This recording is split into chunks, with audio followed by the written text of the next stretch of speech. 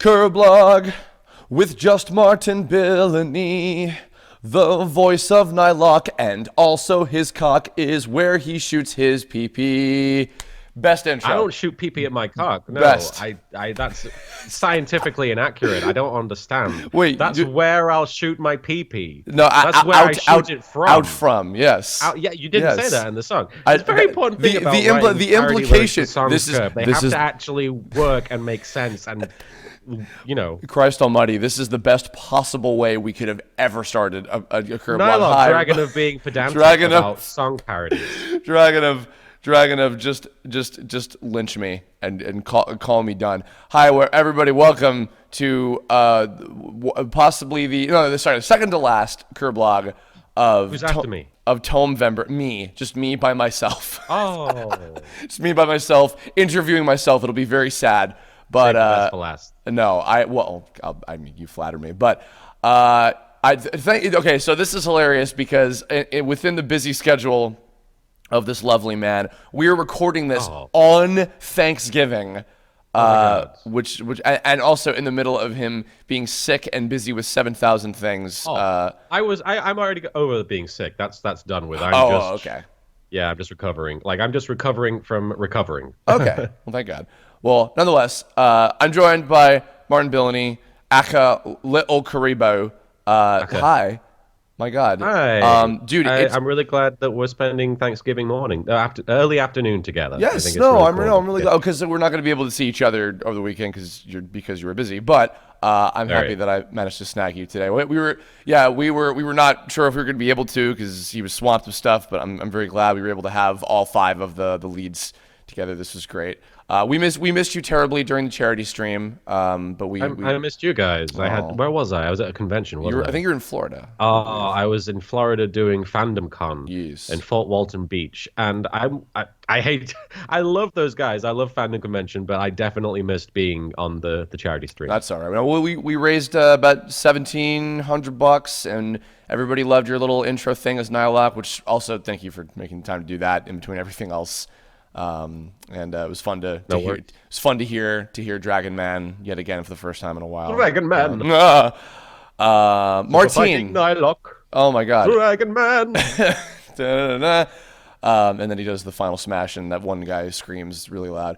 Martin, I want to get the generic shit that you've probably answered at near every convention out of the way first. But I did want to start off with something. So it's funny because these interview Kirblogs have almost kind of been like a continuation in a way of Voice October because they've been specifically with the voice cast of the show. Something that I'm actually very happy to have heard, and I am now the odd man out here. I was happy to find out that all of the lead actors in the main cast, except for me, do have a legit theatrical acting background, and weren't just some asshole like me who was like, voice acting is neat, I'm going to do that now, or whatever. I mean, I don't know how legit it is, but yeah, I have performed in amateur theatre, in my local hometown back in England. Mm-hmm. I performed several plays. I did Angels in America. I did a lot of pantomimes. There was a lot of that. Mm-hmm. And I did art, which I posted the monologue from art on my YouTube in I think 2008, 2009, and I was very proud of that monologue just because it was the hardest acting challenge that I'd had until that point doing that play. I remember that. I've done some shows. I wouldn't really call it a legit theatrical career or anything. But you were a real actor at some point, like, again, because I don't know, that means something to me when it's like, yes, I actually take this craft seriously and not just like, I like anime, I voice acting, and I'm like, okay, which call me a snob for that, but I don't know, because I still remember, I think some of the early photos on I think when we first became Facebook friends and also actual friends, which we'll get to that later. I remember some of your pictures of you on and with your theater troupe and stuff, and it was like, oh, and he's all dressed up. I remember you were Baldric, I think, in one of them. We did the Blackout of the Second as a series of shows, but I guess with me, more so than I maybe the rest of the cast. I unfortunately haven't had time to listen to their interviews. For me, it's always been about the love of performance more than the love of acting, and I feel like that's obviously something very separate, not always separate from voiceover or even acting. Period. But for me, I've always just loved getting a reaction from a crowd of people watching, and that's bled into acting. It's bled into comedy. So I think that's where a lot of that comes from with me when I was younger. Well, you were also, I remember actually you did a whole We're Still Here episode, which is one of my favorites, about just the pure joy of just doing voices and like impressions and like character type shit, which I know has, I mean, I'm assuming that was like, long, long, long before you were ever on stage. But yeah.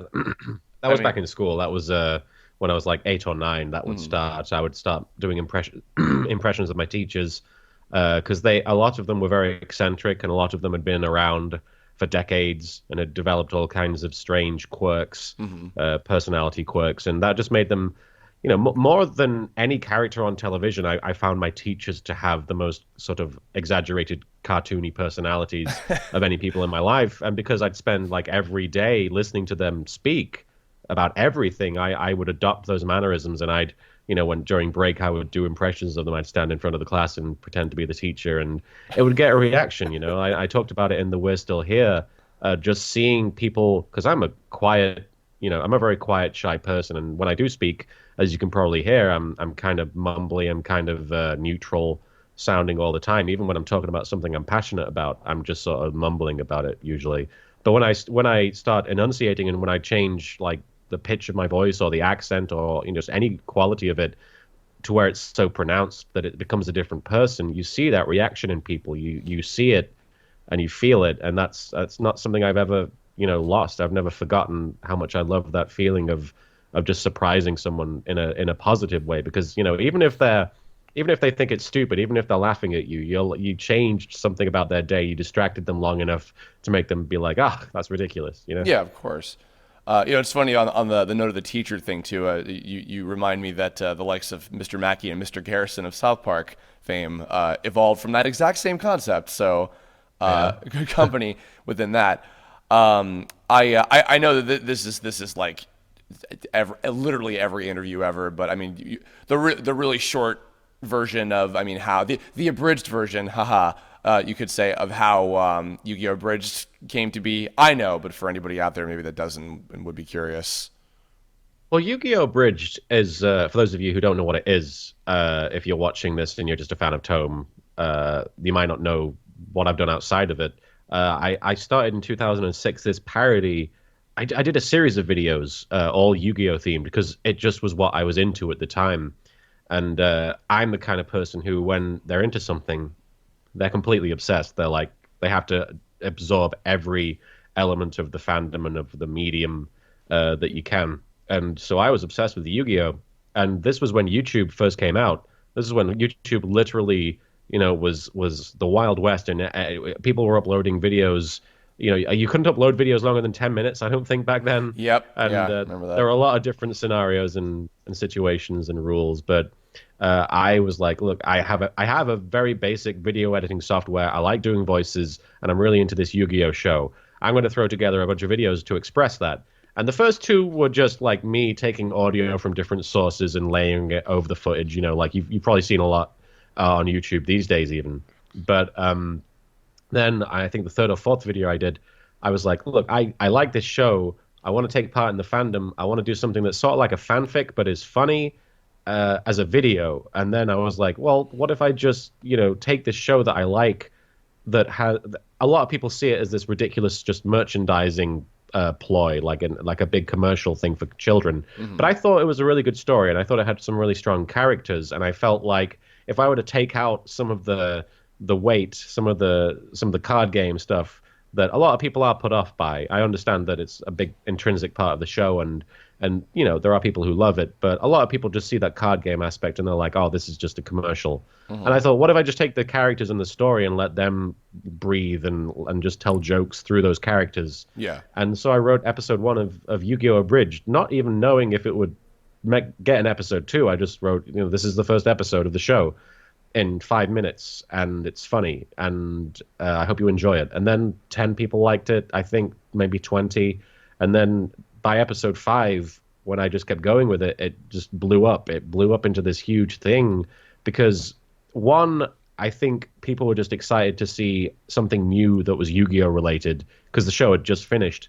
And two, I think people appreciated the charm of just what was me. It was obviously just one guy with a script and with a crappy microphone just doing stupid voices and making a show out of it. And I think with YouTube being the way it was back then, it was like, oh, hey, anyone can make a show now. This is a real thing. This is exciting. And this is somebody expressing their love of this stupid Yu-Gi-Oh show. And so I think people really got hooked on it, either because they were a Yu-Gi-Oh fan or because they were just curious about, the way YouTube was going. And as a result, like I was sitting here and working on episode 72 of Yu-Gi-Oh! Abridged, like 10 years, just over 10 years later. Yeah. And I've abridged, I think I checked the number, I'm like around 150 episodes in of the actual show that I've shortened down to 72 or so. Wow. Which is, I mean, I remember sitting and writing episode 5 or 6 of Yu-Gi-Oh! Abridged and being like, I wonder what will be like in my life by the time I get to like episode 100.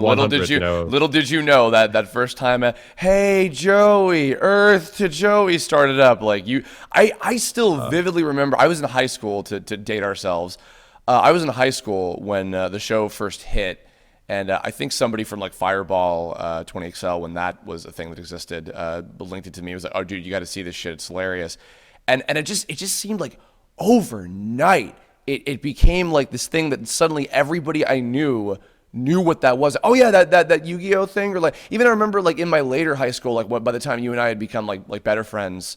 Or college, that is, in like the later 2000s. I remember like other friends of mine from like high school that I hadn't talked to in ages were like, oh yeah, no, I've seen that like Yugi versus Jaden rap thing. Yeah, that shit's really funny. I've seen other stuff from that guy. So like it really was like just it. I mean, I guess maybe it was like a slower crawl than I thought, but it really, to me, it seemed like just all of a sudden like, whoa, okay, now like LittleKuriboh or Card Games FTW and Yu-Gi-Oh! Abridged, all these things are like, everybody who's ever been on YouTube knows what that is and who that is and what this parody thing is and everything. And it really was well timed because, yeah, like I remember by that point, we were so funny story. I don't think we talked about this on the previous Yu-Gi-Oh! Kirblog that we did, which by the way, that was 2 years ago. We recorded that, which is nuts. If you guys haven't checked that one, we just did one in a couple Octobers ago, just talking about Yu-Gi-Oh! In general. But so before we met officially, Martin and I actually just missed each other meeting for the first time at Comic-Con in San Diego of 2008. This was the first time I had gone to. This is one of the first times I'd gone to California. And I went there with a bunch of my friends from high school, including Mike Lucas, actually. And my future wife. Yes, that's right. And Mariana Miller, I believe, was there that year when we had known each other for a couple years by that point, because I met her at the first big con I went to, and yeah, I remember it was the year that they were premiering the English dub of Yu-Gi-Oh! 5Ds, and that was 8 years ago that con was happening. And I swear to God, I still vividly remember, for those of you who maybe don't already know this story from other panels that he's done or anything, Martin wasn't even like, doing the con circuit like, as massively as he was. I didn't even know there was one. Yeah, he literally just went to San Diego Comic-Con, went to the Yu-Gi-Oh! Panel, and they had like the people from 4Kids and the people from Konami or TV Tokyo or whatever. He got up, and I swear to God, I think you didn't even get through saying the full sentence, "Hi, I'm LittleKuriboh," because you were immediately drowned out by the entire fucking room cheering and screaming and raving, and everybody on the panel being like, "What the fuck? Who is this guy?" Which, yeah, it's kind of embarrassing in retrospect because, like, I mean, honestly, it seemed like a fun lark at the time, and I guess it is kind of funny, ironically, but. I mean, it kind of is also sort of cringy to think about, the fact that I stood in front of the people who are actually producing the show and was like, "Hi, I'm the internet guy." It's kind of sad Well, in I'm retrospect. But curious. When you got up to say that, were you expecting there to be a reaction from the audience or anything, or like, did you not I mean, even? I said it. I said it because my friends were filming it. Ultimately, the filming didn't work out because the audio wasn't going.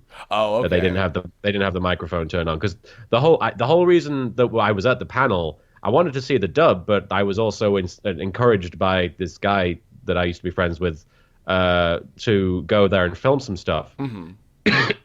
And I introduced myself just because if I had a video of just a guy standing at a microphone asking a question, it just would have been strange to have no introduction. So I genuinely wasn't trying to be like, "Hi guys, it's me," or "Hi guys, I'm the internet guy," or whatever. Right. Well, But yeah, and I didn't because you're not that kind of person in general, so I wouldn't even assume that. I But didn't yeah. expect anything just because I was doing it because it was being filmed. I Right. didn't know what was going to happen, but it definitely surprised me.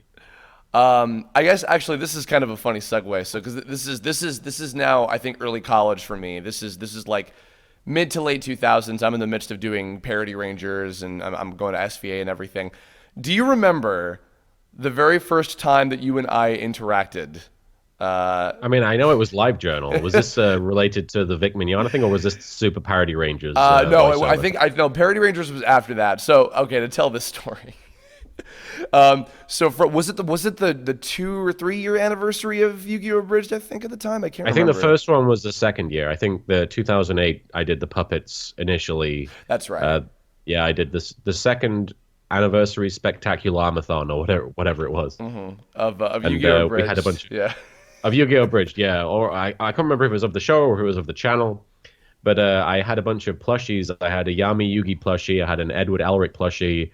I think there was a Vash the Stampede one that I got Yes. involved, who was Johnny Young Bosch. But I had it be, the Yami Yugi plush introduced himself and was like, "Hey, I'm Dan Green, yada yada yada," and he was celebrating and being kind of egotistical because I don't know. The reason I gave the plushies the personalities they had was because I listened to the way I did their voices, and for Yami Yugi it was, "Hey, I'm a very handsome and condescending man. Listen to me talk."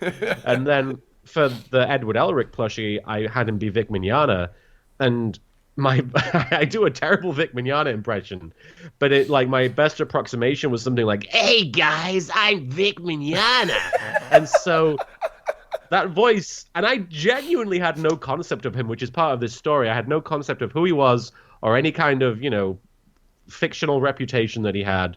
I just heard that voice that I was doing. Was like, I kind of sound like a creep,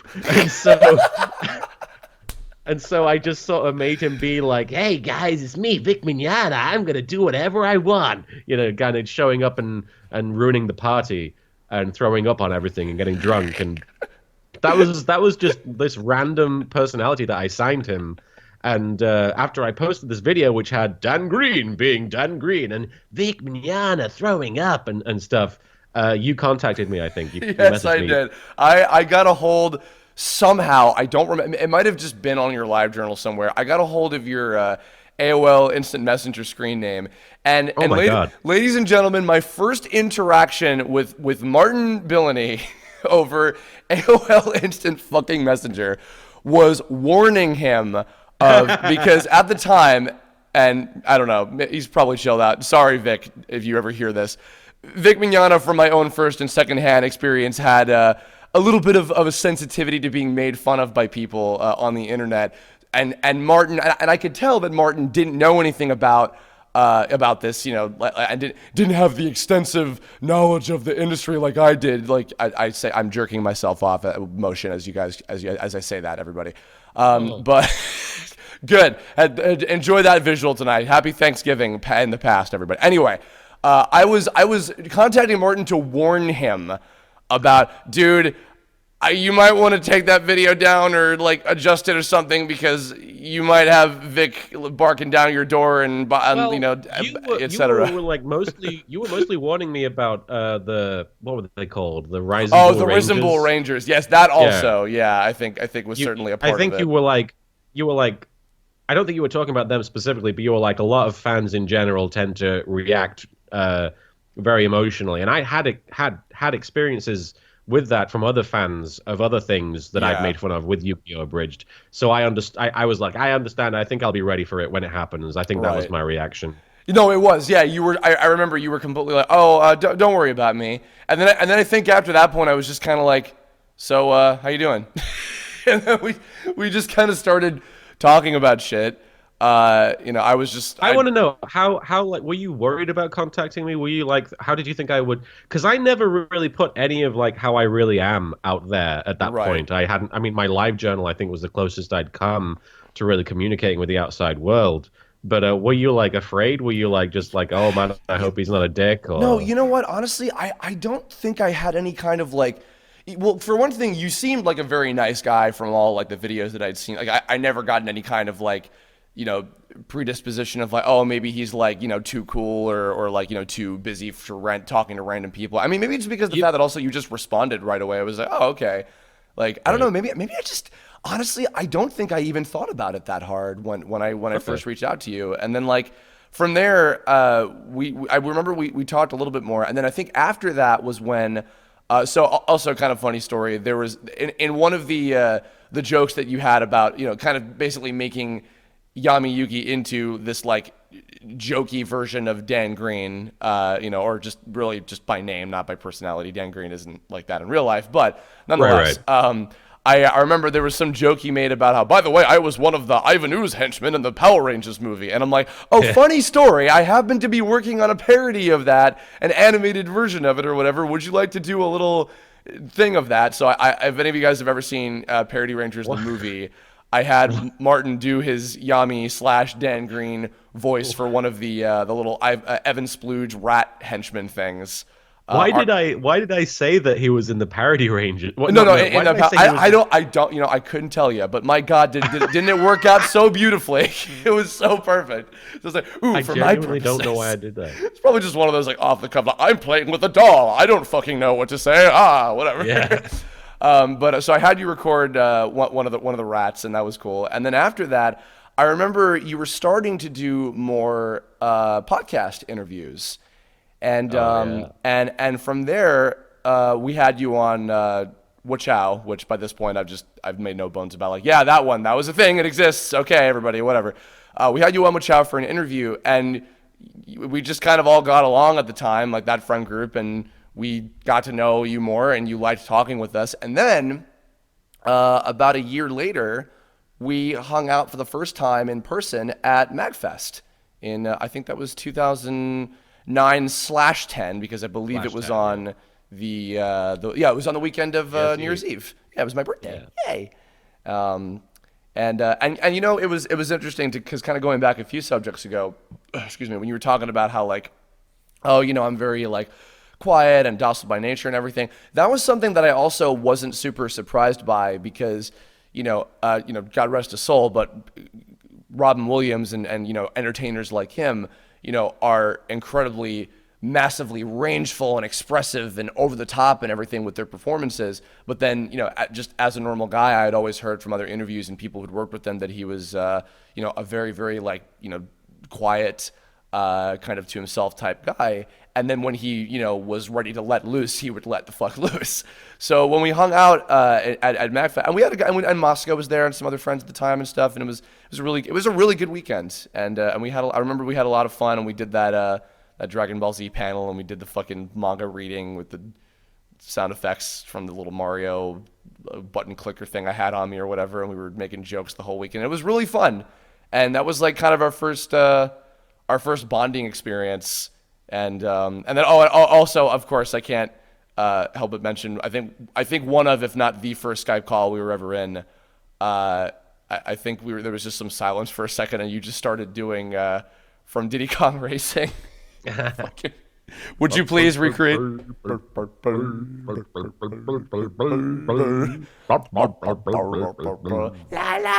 la la la la. And we just fucking did a chorus of angels from there, and it was that's how I knew I was in love. Do you have any good or bad things you want to express about the first time you met me? Oh, at MagFest? Or just I don't know, in general, or our early kind of meetings in like the late the late 2000s, I guess. I mean, it was a bonding experience, is all I'll say. I know that when we wanted to go to the mall, and we didn't realize it would be closed, and it was like, oh, it was New York, like in the thick of winter, and not New York. Where was it? Oh, it was oh shit, it was DC. It was East Coast at the very Yeah, least. it was like, DC. I think it was DC. yeah, Yeah. It was freezing, and I didn't bring yeah. like a jacket, and because I thought we'd be inside all the time, and so I was like out freezing my nipples off, and then we had to all get a cab back to the hotel, and it was like 7 of us. So I know that our crotches must have touched at some point. Well, that was also the same year. I remember we wanted to go. We wanted to go see Avatar. Oh my God. I think that we have told this story on like some panel forgot. somewhere. Yeah. So we wanted to go see Avatar. This was with a bunch of other friends, some folks we haven't talked to in like years by this point. We wanted to go see Avatar together, and we were getting driven by one of the staffers who I'm sure probably isn't working there anymore, as far as I would be aware. He was driving a group of all of us together into in one of the liaison cars or whatever for the guests that were there that weekend, because you and I were both guesting, I believe, and so we were on our way, and then we fucking, oh my god, we got into a mild car accident. We were going up a ramp. And the driver who was freeway. On the freeway, we were going up a ramp, and the driver bumper car'd towards the edge of the ramp and then stopped. And there was a good year for where one of our jokes was that one of my last words on this earth might have been, before we careened over the edge, "Holy shit balls." Just protruded from my mouth, full volume, upon bumpering against the fucking edge of that. The moment I like watching the glass like fly out the windshield, and like just hearing "holy shitballs," and then thinking like, if anybody had been driving at any speed behind us, we would have been hit. Yep. And who knows what would have happened after that. Yeah. And that would have been the last thing I heard, and that would have been the last thing you said. Which would have been, I don't know if that's poetic or otherwise, considering again, this is truly self-indulgent. That's one of fucking Meat from Parody Ranger's catchphrases is "holy shit balls." So I'm like, wow, am I so self-indulgent that even in near death I have to quote my own fucking cartoons? Like, wow, how up my own ass can I get? But nonetheless, yeah, that was certainly you would have been pretty up your own ass if that car had hit. Well, yeah, that also, yeah, that would have, and through the windshield. So that was a very sobering bonding moment for all of us that fucking weekend. Certainly you and I. And then from there, it was a good little while of like, a long while really of I had a lot of really great experiences of doing a few more conventions with you, and also, of course, the Team 4-Star guys, who I was getting to know more and more over time, and now I've become really good friends with them as well. And and a lot of our other like non-YouTube friends, just friends like from cons that we see all the time, that we love dearly and have had many dinners with and hangouts. Oh, also, of course, a great story is when you and Mariana, who by that point you guys had been married for, I think was it, how long had you guys been together by that point? Was that a full year maybe by the time you came in to see the Bonds Beyond Time movie in New York? Can't remember the time frame. It was right at the beginning of 2011, so we must have been together at least, as a couple, we must have been together at least 6-7 months. Oh, that's right, yeah, because it was right before Youmacon, earlier that year. And then I remember, you guys came in, and we went to go see that in New York City, and that was really cool getting to do that. That was a lot of fun. I certainly hope that we get to go see the new movie in January, because I want to go do that. Excuse me, Morty. So I guess to further be self-indulgent, let's talk a little bit about Nylocke, because I do love him. Oh yeah, dearly. So I've talked extensively about this in many commentaries and behind the scenes things and whatever, but bears repeating. Martin was, believe it or not, actually not my first choice for Nylocke. And the main reason that he was not is actually because I was a little worried at the time because I had some other experiences with this and previous things I'd worked on.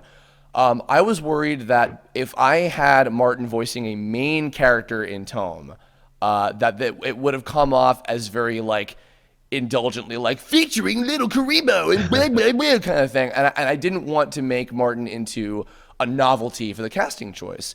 And originally I had him in mind for the character that Happy Harry went on to voice, Torment, who was only in one episode, so that would have been a huge loss of, or not a loss, but kind of a waste of just having you in one episode, I think. But ultimately, it just hit me one day where I was kind of really starting to think about his about what Nylocke's personality in the new Tome series was going to be.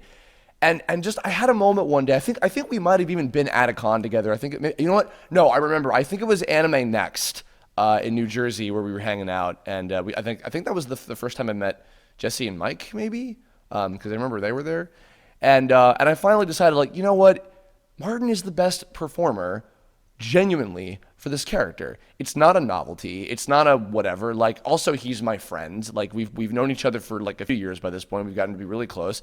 I would love to work with him on this part, and he'd be great for it. So what the fuck am I talking about? And so ultimately, I tossed those unnecessary like hesitations aside, and then we started production and we recorded. And it's funny because I mean we always joke about this too, but I mean like it's night and day. Like episode 1, Nylocke's voice compared to like even the episode after that. It's like so different. But I guess I don't know.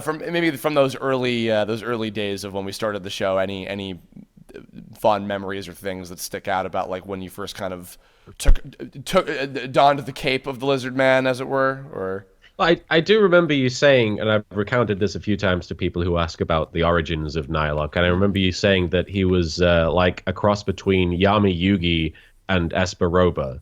And I always thought that was a really fun combination, just because you have all the bluster and the boisterousness of Yami, but also the obnoxiously loud, constant noise of Esperoba.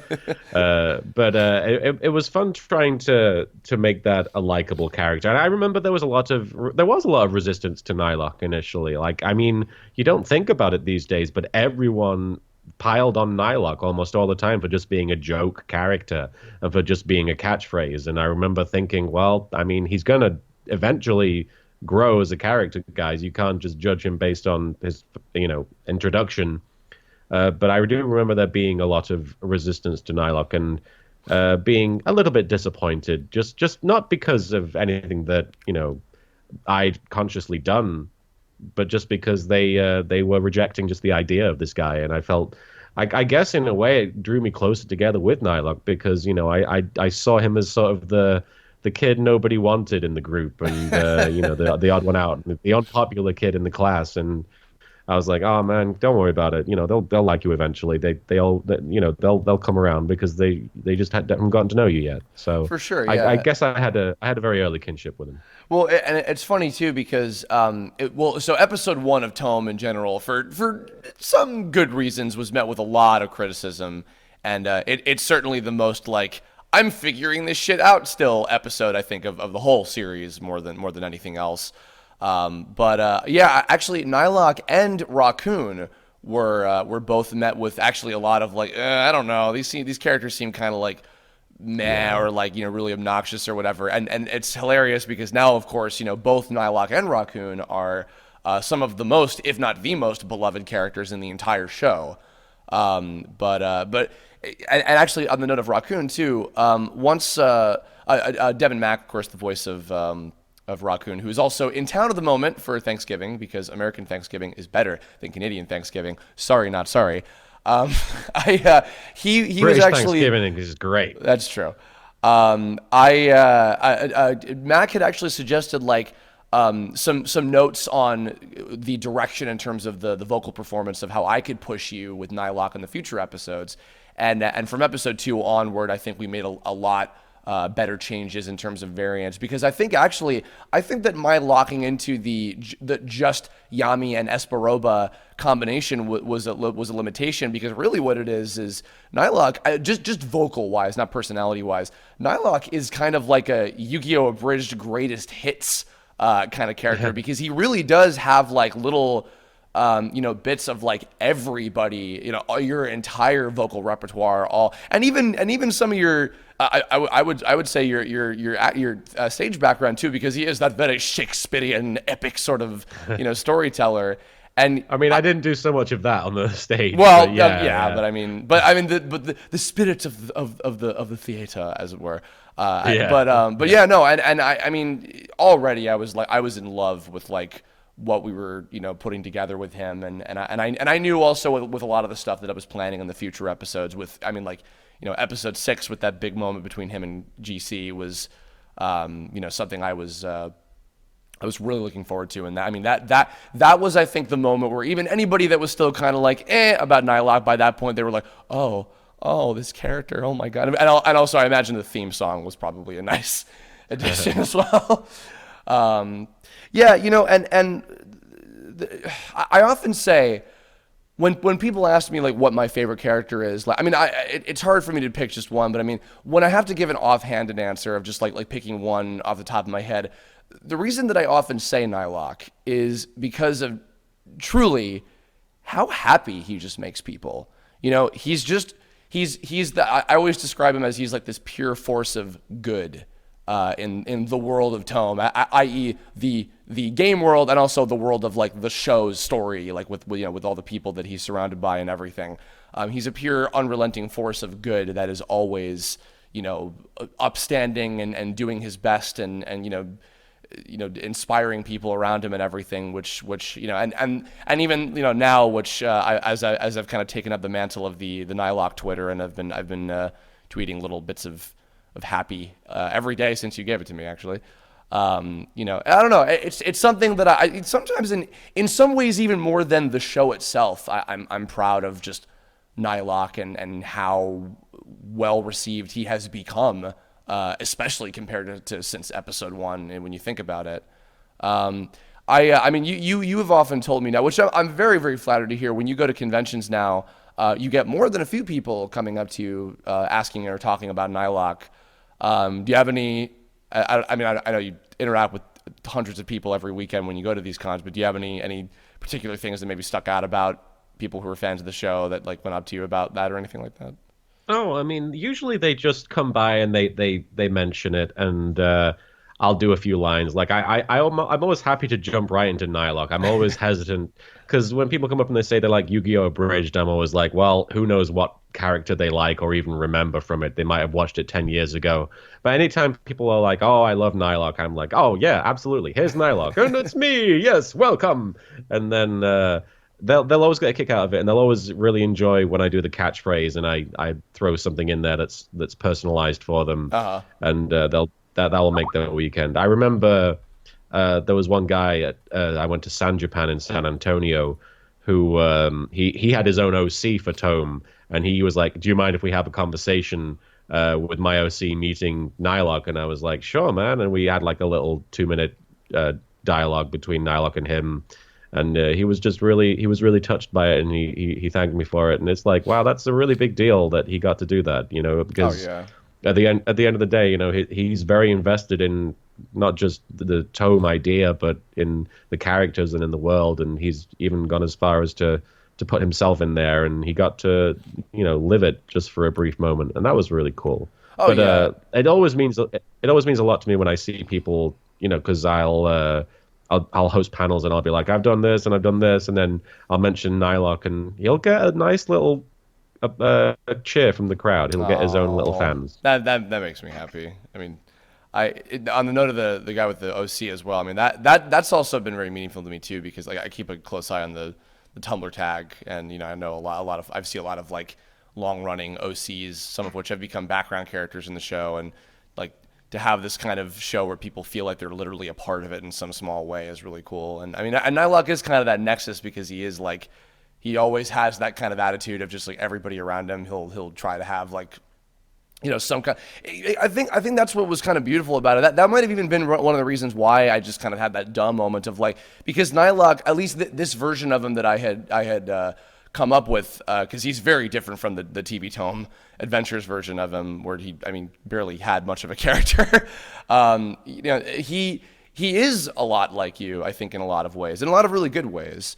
And I think that kind of personal touch of what you were lending to him, not just with your performance, but also just like you as a person, I think was what really lent to making him so special and what made him so adored. And so, once I got to that point, and even if in the beginning I did feel kind of like hokey with like, because I didn't want to come off like I was like taking advantage of being friends with you because of, your reputation and how well known you were and everything, but I don't regret it at all. I'm really, really glad that I made that decision, and it's crazy to think it's already been now that it's been over 5 years that we've kind of been on this journey, and then all this stuff has happened and everything, and it's been really just amazing, and I have you to thank very, very much for being a big part of that, because even in addition, another big thing I had to thank you for is that in the beginning, when there was a lot of you want to talk about resistance. I was jumping from I was going from being, the guy who does nothing but video game parodies like the fucking Nintendo collabs and Brawl Taunts and Parody Rangers and all that shit, to I'm making an original show from the ground up. That was hard. And like I said, the first couple episodes was met with some really, really heavy criticism. But, you were really amazing, and like, you were promoting it, and you had like the trailer on your channel, way back with Nylocke and everything, and like, it was really cool, and I feel like, especially for those really early days with when we were first getting started, I owe you a lot for all the support that you lent and everything too. So, well, it's been really cool to be a part of that experience, and it's been it is good. It is really nice to see like just the reaction to the show and the reaction to Nylocke change to something far more positive. I remember because I don't anticipate this at any point to be met with like any kind of compliments or praise because of that sort of work. But I remember sitting at Team 4-Star has a little private dinner they have at Youmacon every year, and I was sitting across from Lord Moonstone, Kieran, who's one of their staff members now, and he was just talking about how much Nylocke meant to him and how much the show meant to him, really. And I've known the guy on and off, but like this is the first time he'd really opened up to me about anything like that was personal to me that had affected him. And like usually when you hear from people, it's like, oh man, I wouldn't be into abridging, or I wouldn't be an abridger if it weren't for you.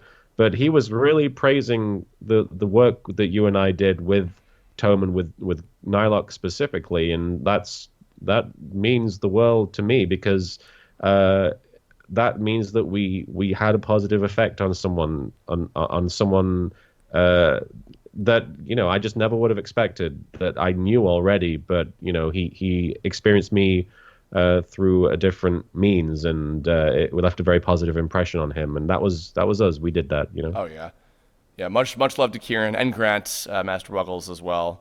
Of the TFS. Yeah, Grant wasn't there at the time. Otherwise, I would have credited him. No, it's funny because I'm gonna embarrass them a little bit. I remember Scott Kaiser-Neko telling me that they had been watching the show for a long time, and they apparently were watching it in the beginning, like ironically, like kind of like, haha, this is silly, but like, because they were big fans of stuff like Dot Hack and like. A lot of like those like cyberpunk virtual world type stuff, and they were watching it, and then like by the final episode they were like crying their fucking eyes out with the whole thing, and I'm just like, oh, that made me happy. So that's awesome. I guess we can start kind of winding things down. I'll get to the plugging of your stuff momentarily, but I know you've probably got plenty of shit ahead of you now. Of course, you've just moved and you've got yourself a nice new, lovely office that I've been to, and more room to be actually doing things in an easier way. Do you what's the future looking like? What are you looking to in 2017? I guess, as it were. Any stuff that you're excited about, or other than of course the Yu-Gi-Oh movie. Yeah, the Yu-Gi-Oh movie is exciting. I mean, nothing very specific in 2017. I want to retool a few projects that I've had sort of tossing around in my head. My problem right now is that I just as it used to be an advantage to be a solo creator on YouTube. It used to be something that, it worked for me because people it was a very threadbare site and people had very low expectations, but the further and further things have gone, the more work you've had to put in to produce the kind of quality that people are expecting, and it's become very difficult for me to do that. So in 2017, I'm just looking to polish what I've already got into something that hopefully will be presentable in comparison to anyone else's work on YouTube. I've been working really hard to get the studio set up. The Mark Remark is something for those of you who don't know, I do a supposedly weekly recap series based on the events in the World Wrestling Entertainment Company because I like pro wrestling and I express my love for things by making fun of them. That's true. You do it to me and every day on Twitter, for fuck's sake. So. oh,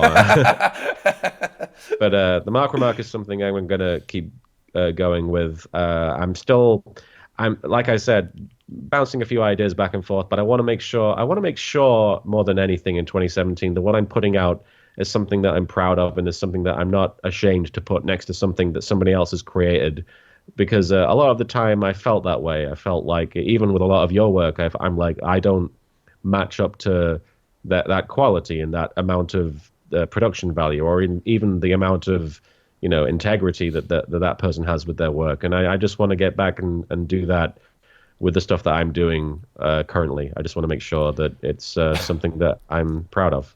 Awesome. Well, you know what? And actually, I think this is a good note to go out on. I don't know if I've ever said this to you before, like personally, but for one thing, I mean, what you're talking about is certainly the struggles of many an artist, to kind of get to that level of satisfaction, and it's not always easy to get to that point.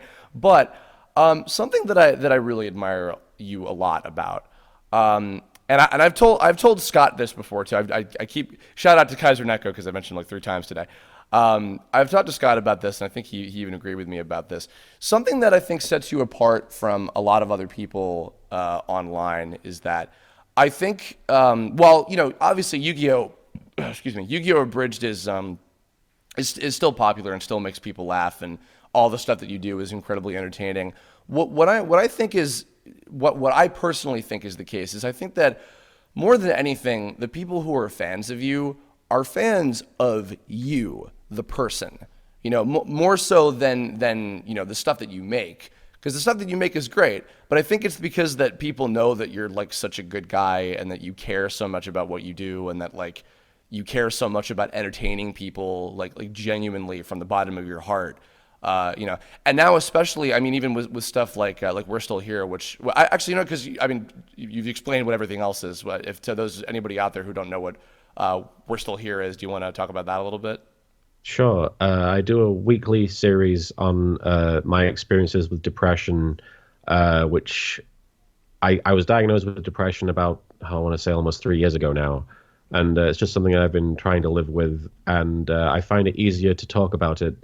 I find it easier to deal with the more I talk about it and the more I put those feelings out there and the more I put those words out there and those thoughts.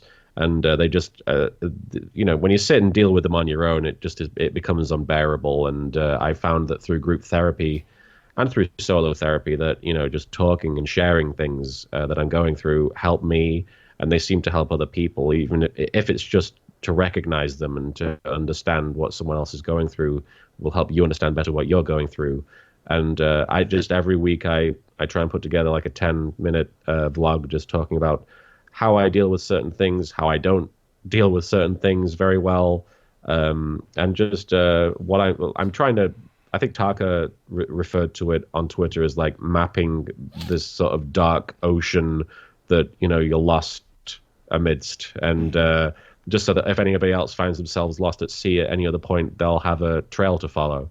Mm-hmm. So that's what We're Still Here is, and it's something that has affected a lot of people, and I found that it's affected me very positively, and but it's obviously not something that is going to be of interest to everybody, but it's something that is important to me. Yeah, it's very cool. There's been some guest episodes with the likes of Jesse Nowak and Mariana Miller, KG Tang. I had the pleasure of getting to do an episode, I think earlier this year, which I was really happy to do that. And it's fantastic. To anybody out there who has ever had any kind of struggles or otherwise with depression, it's definitely worth checking out. I'm sure I'll have a link to that as well. But yeah, I mean, but going back to what I was saying too, like I think that you as a person, I think are you're the main attraction when it comes to like, LittleKuriboh or like creations or otherwise. I think it's just you, that you're a good person and that you're a very relatable person, and the fact that like you are so just like, especially compared to, you were talking earlier, you don't really put yourself out there that much. I think like a lot of people like getting to, see and know that like you as you are, like, warts and all, has made people adore you even more, not just as an entertainer, but just as a human being. And, I've for the now, my God, 8 or 9 years I've known you now. My God. I've become proceedingly very, very proud of you, and I consider it an honor to know you and to have become such good friends with you, and especially now that I'm out here and I get to see you in person a lot more, which is nice, and not at conventions when you're working your ass off for a whole weekend. Yeah, I think that's gonna wrap us up. I know you've plugged your channel and everything by this point, but any other stuff you want to give any shout outs to, or any other parting words, anything like that before we wrap things up?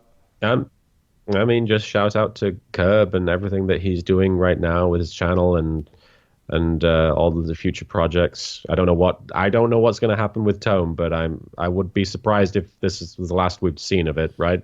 I certainly hope that there will be something more in the future. I can never say 100% for sure, but I will do everything within my power if possible. So, to the next time that Nylocke finds himself grouping with Alpha Flame Girl, Game Crazed, would he be grouping with Game Crazed? Sure. And Curb to some extent?